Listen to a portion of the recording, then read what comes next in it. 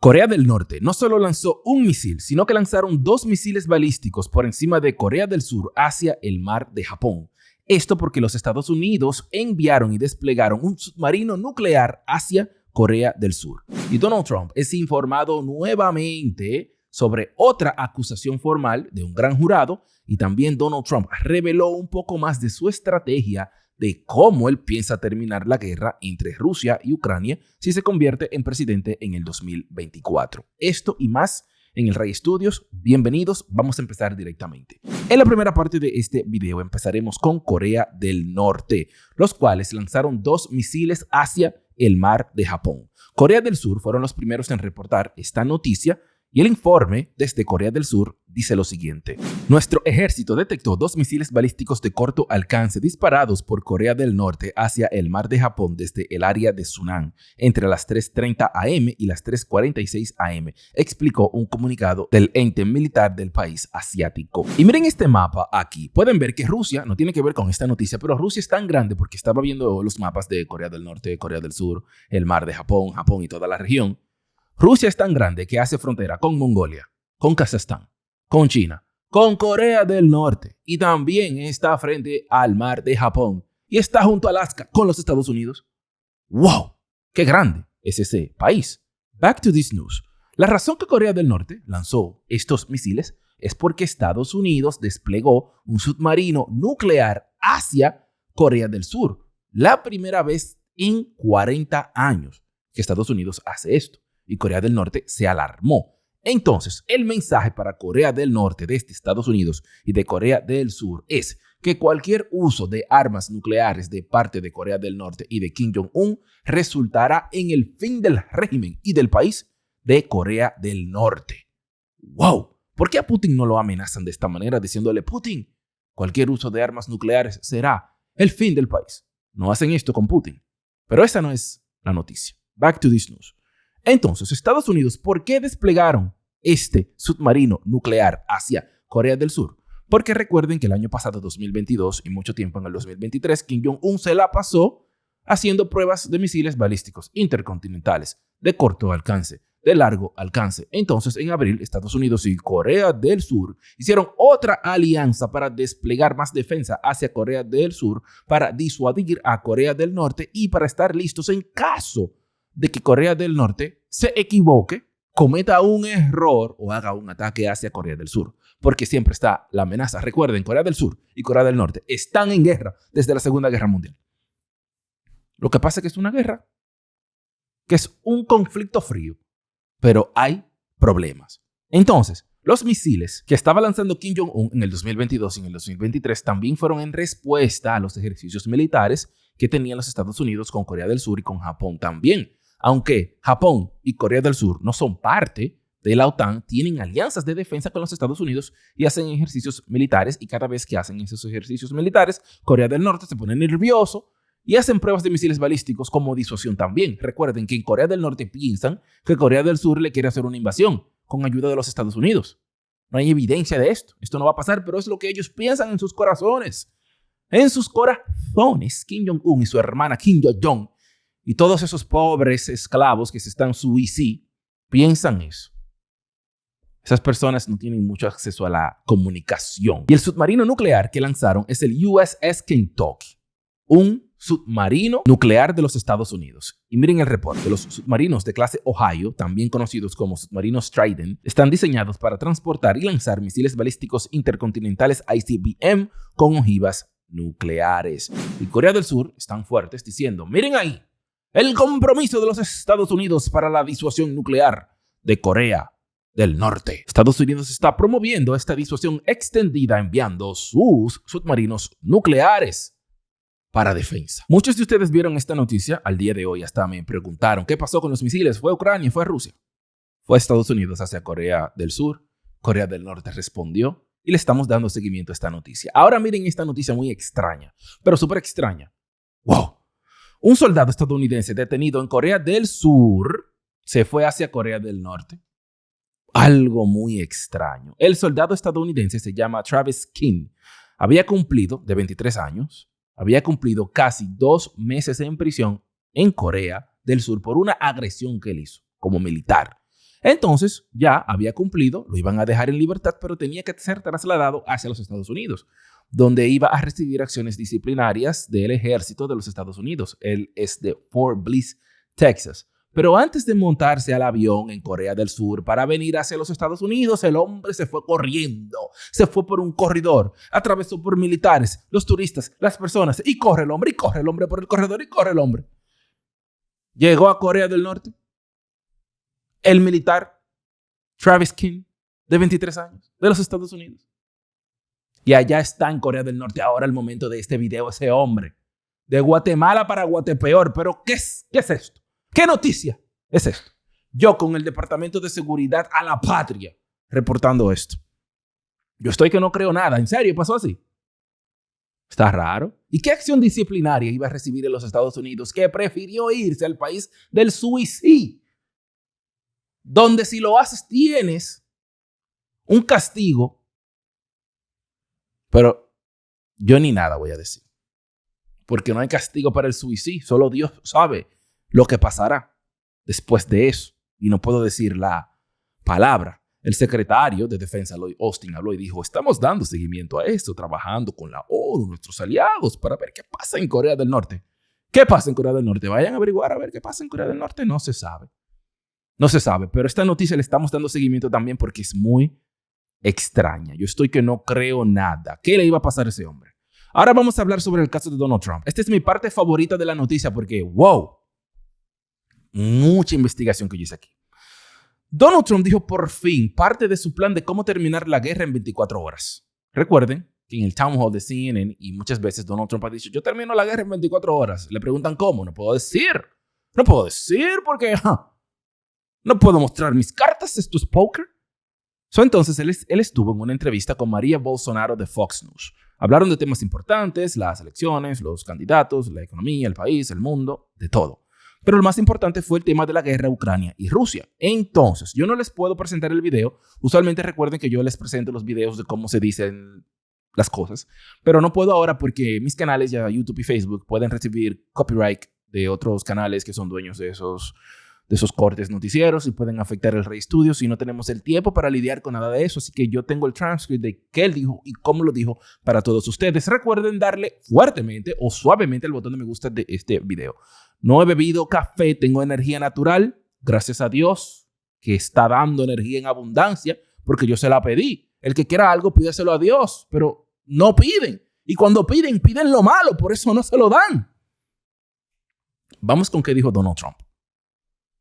María Bolsonaro le preguntó: ¿dijiste que podías terminar la guerra de Ucrania en 24 horas? Sí. ¿Cómo harías eso? Dice Donald Trump: conozco a Zelensky muy bien y conozco a Putin muy bien, aún mejor. Y yo tenía una buena relación, muy buena, con los dos. Le diría a Zelensky: no más. Tienes que hacer un trato, Zelensky.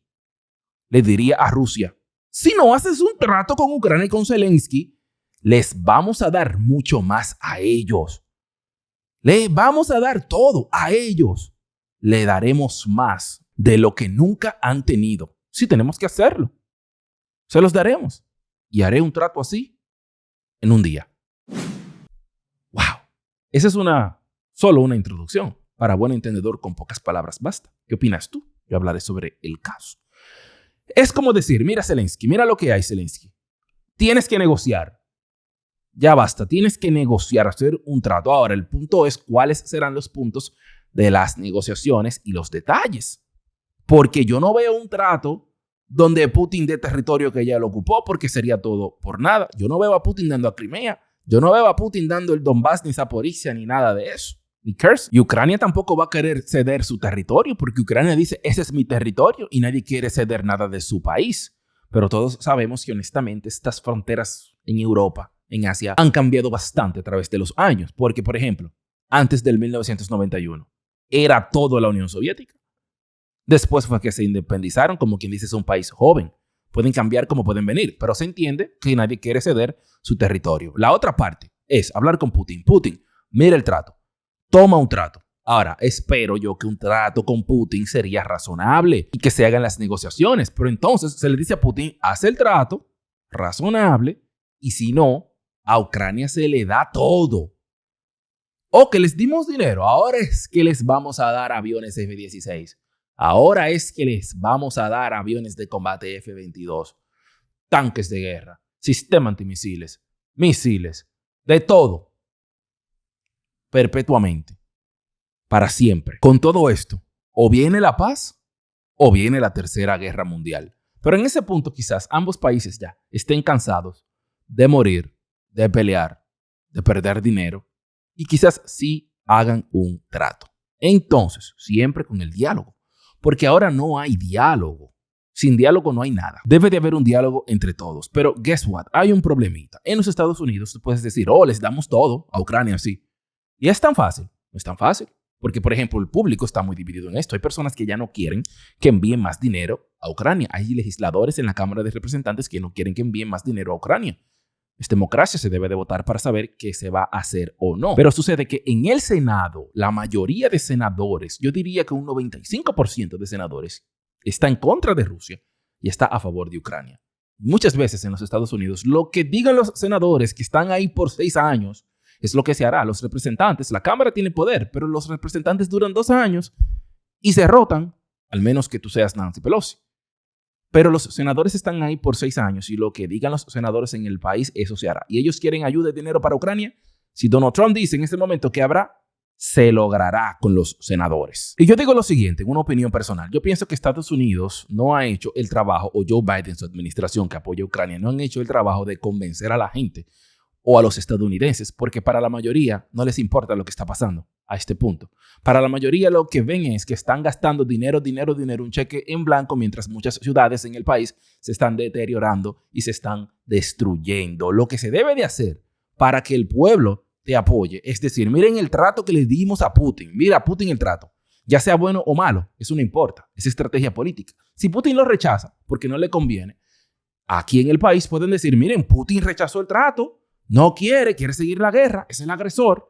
Mucha gente va a apoyar y va a decir, pero ¿qué es lo que Putin se cree? ¿Más dinero para Ucrania? Sí, apóyenlo. Pero ahora nadie está diciendo eso, porque los políticos no han podido persuadir a la gente a que apoye. Y se necesita a la gente. Por eso hay una guerra de influencias. Entonces vamos a ver qué trato puede aceptar Putin. Porque todos sabemos que las negociaciones que Putin quiere no son razonables para Ucrania. Son una especie de humillación para Ucrania. Por ejemplo, Putin quiere que cedan territorio. Putin quiere que no puedan ser parte de la Unión Europea, que no puedan ser parte de la OTAN, que no puedan estar armados, que no puedan tener un ejército, que Zelensky se muera. Quiere Putin. Quiere Putin eso. Entonces, si alguien va a tu casa y te dice lo que tú tienes que hacer y lo que tú no tienes que hacer, lo que puedes y no puedes, cuando muchas personas en su corazón tienen el patriotismo de ser libres e independientes de toda potencia extranjera, ¿qué va a hacer ese país? Independientemente si estás de acuerdo o en contra, it doesn't matter. Es saber y entender que el país va a pelear, es ser pragmáticos. ¿Cuál será el resultado de esa acción? La pelea y el desacuerdo, lo que está pasando ahora, porque no hay diálogo. Hay un disconnect. Yo reportando todo esto, a mí hay que ponerme en las negociaciones ahí. A mí hay que ponerme ahí. Yo tengo unos puntos claves. No lo puedo decir para que no se den cuenta. O quizás lo diga para que digan, mira, el plan de Ray funcionó.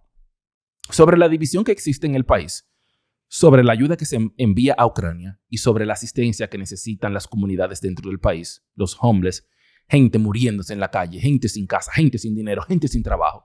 Sobre ese problema hay una división, pero muchos han dicho que ayuden a Ucrania no significa que no se quiera ayudar al país. Son temas diferentes, no se debe de pelear por esto. Entonces, Ben Shapiro, que es un presentador conservador, quizás muchos de ustedes lo conocen, es muy popular, dijo algo que a mí me pareció algo importante e interesante y lo quiero compartir con ustedes para saber qué opinan aquí.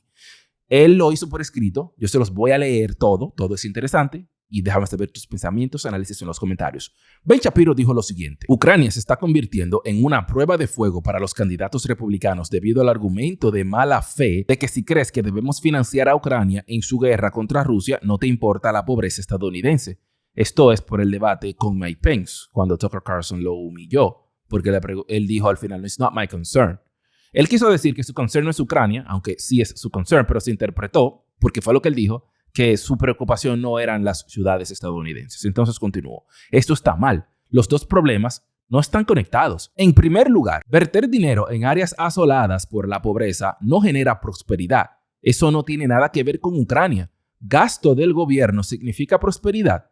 Es una mentira. La mitad de las personas que ahora promueven esa mentira lo saben y se han pronunciado abiertamente en contra de ella en el pasado. Puedes ser escéptico sobre la ayuda militar ucraniana mientras todavía está a favor de la reforma de los derechos. En segundo lugar, la idea de que Estados Unidos no tiene intereses en Ucrania es falsa. Tenemos intereses en que el ejército ruso sea eliminado para que no invadan las naciones vecinas, amenazando así las cadenas de suministros globales y fortaleciendo a los opositores estadounidenses. Tenemos intereses en disuadir a China de invadir a Taiwán, pero ahora estamos atrapados en esta extraña situación binaria de testaferro en la que se nos dice que debemos financiar a Ucrania hasta que gane, el tiempo que sea necesario, sin definir ganar o el tiempo que sea necesario o debemos detener la guerra en Ucrania, sin definir qué significa detener. ¿Significa retirar toda la ayuda? ¿Lo que lleva a Rusia a tomar Kiev? ¿Qué pasa con la posición de que tenemos intereses en Ucrania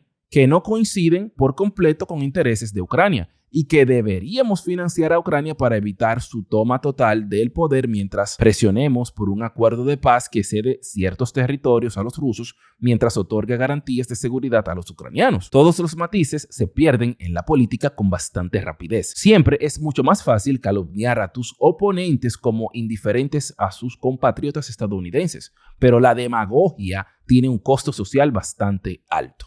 ¿Qué opinas tú sobre estas declaraciones de Ben Shapiro? Es como decir que se puede ayudar a Ucrania mientras estás preocupado por los Estados Unidos y que gastar dinero en comunidades pobres no significa que habrá prosperidad en esas comunidades pobres.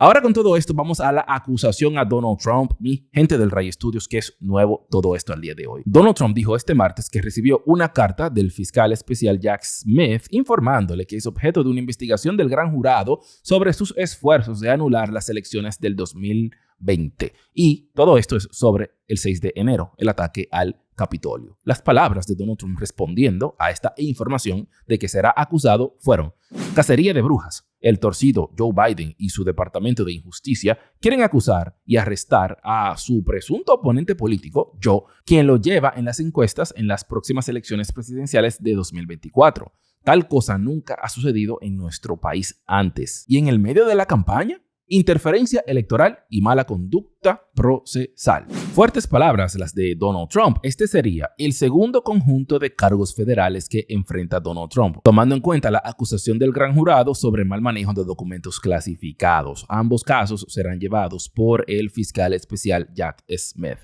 ¿Qué pasará de ahora en adelante? Donald Trump fue informado. Después, el gran jurado va a aprobar un indictment. Un indictment es una acusación formal del gran jurado. Después, Donald Trump será procesado en un tribunal federal. Le tomarán huellas digitales, fotos, lo mismo que hemos visto varias veces. Primero lo vimos en New York con el fiscal Alvin Bragg por el pago a Stormy Daniels. Después ahora Jack Smith en Florida, el manejo de los documentos clasificados, y este nuevo caso es sobre las elecciones y el ataque al Capitolio del 6 de enero, que todo está conectado. Entonces Donald Trump y sus votantes se enfocan en decir que es cacería de brujas, porque cuando el caso de Rusia, que tenía conexiones, se hizo la investigación y no tenía ninguna conexión con Rusia, entonces que estos casos puede ser una persecución de interferencia en las elecciones. Mientras tanto, Donald Trump está buscando que todos los juicios sean pospuestos hasta después de las elecciones del 2024, porque él dice que todos estos procesos judiciales interfieren con las elecciones, interfieren con un candidato político y que el partido de gobierno está tratando de meterlo en la cárcel para hacer otros